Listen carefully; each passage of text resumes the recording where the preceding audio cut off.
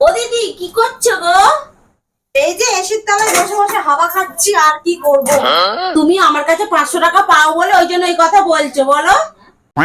কি করব বলো, সরকার যা নিয়ম করে দিয়েছে, যা টাকা পয়সা আসে সব আমার বরের ফোনে চলে যায়, ফোন দিয়েই সব খরচা হয়ে যায়, আমার আর কোনো আমদানি হয় না গো।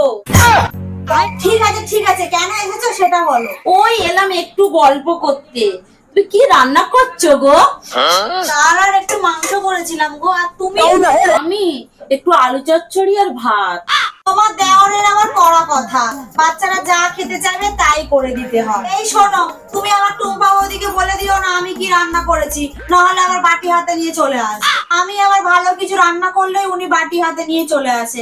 এটা কি ঠিক বলো দিদি? আচ্ছা আমি আসছি। আচ্ছা ঠিক আছে।